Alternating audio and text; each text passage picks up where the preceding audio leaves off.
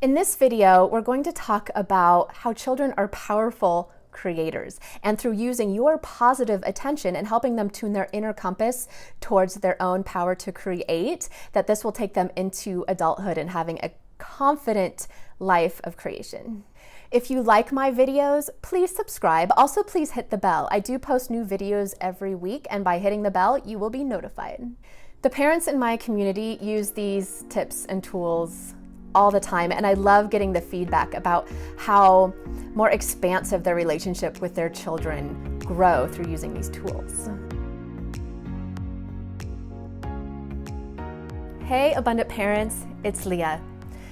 Let's talk a little bit about the positive and negative attention that we may pay to our children that can really influence how they become manifestors in their own right.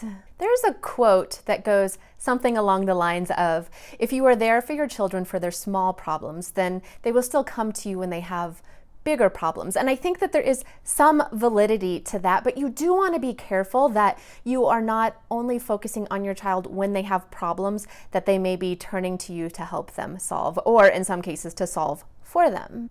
The key is making sure that you are giving equal to, if not more, attention to times when they are in alignment, times when they are having wins. Not to say that you ignore the struggles that they have in their life, but that you really celebrate their wins and give them all the attention that you can when they are having those wins. And so they're seeking your attention not through seeking struggles, but through seeking wins as well. When children are young, and definitely as they grow older as well, they are always seeking your attention. In some cultures, they actually believe that the child not only shares a mother's aura when they are in her womb, but also for a significant amount of time once the child has been born, that you're still sharing that energetic space. And so it's really important that from a very early time, and it's not too late if your children are older and you're just getting into this,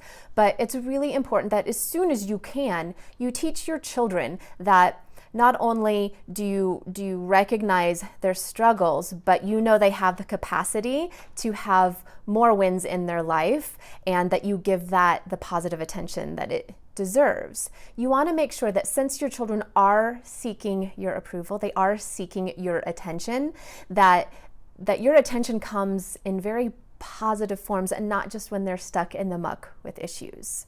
You are in essence creating a pattern of them seeking positive things in their life and learning that not only through struggles do they get attention from people, but through their wins, they get a really positive attention that fills them with more power to create and more joy in their life than finding the struggles can do, or maybe even purposely seeking the struggles can do. The most important piece to turning their lens towards being positive creators and seeking joy in their life is that you are setting them up to not seek approval from others once they have outgrown you as their parent, as their guide. That by teaching them from a very young age to trust their inner guidance system and to trust their intuition to lead them along on their path, they will not then leave your home, leave your parenting umbrella, if you will, and immediately start to seek the approval of others instead of turning into that inner moral compass. So once children are no longer seeking the approval of their parents, they may seek approval from teachers, they may seek approval from employers, and this is the one that we see a lot, is children growing into adults who are seeking approval from the romantic partners and not having that self-love and that confidence in their ability to create their existence by seeking approval of romantic partners.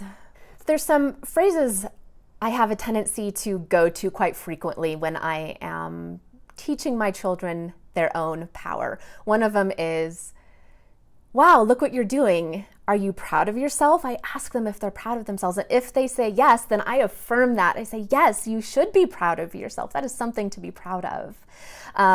Always turning that lens away from my approval of what they are doing and making sure that they are recognizing that good feeling inside from their own success, from their own achievement. I also like to take moments out when my children are having a lucky experience, when they have unknowingly manifested something for themselves, and taking that time out to share with them that everything is always working out for them.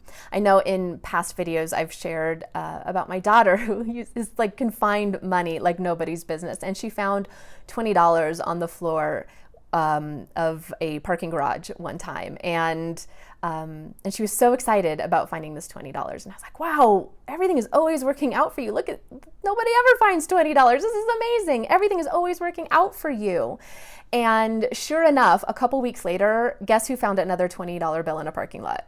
That same little girl. So I had the opportunity to not only tell her that she has found that $20 twice, but that everything is always working out for her, and she can anticipate more abundance, good luck, for lack of better words, and generally that money is going to come easy to her, which is such an important message for everyone, but especially for girls.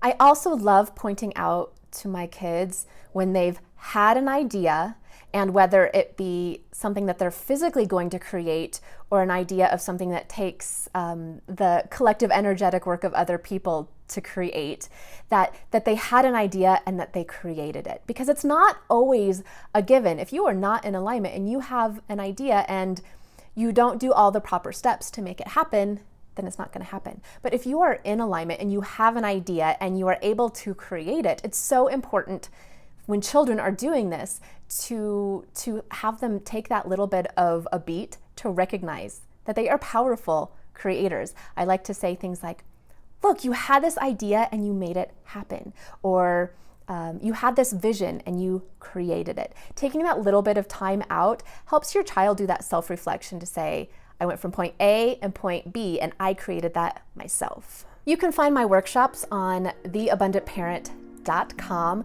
You can also join my Facebook group. It's The Abundant Parent Community, where you will find like-minded parents using mindfulness, consciousness, and the law of attraction to create a fulfilled and empowered life for their children. I hope you all go forth and have a really abundant day. Sending you much love.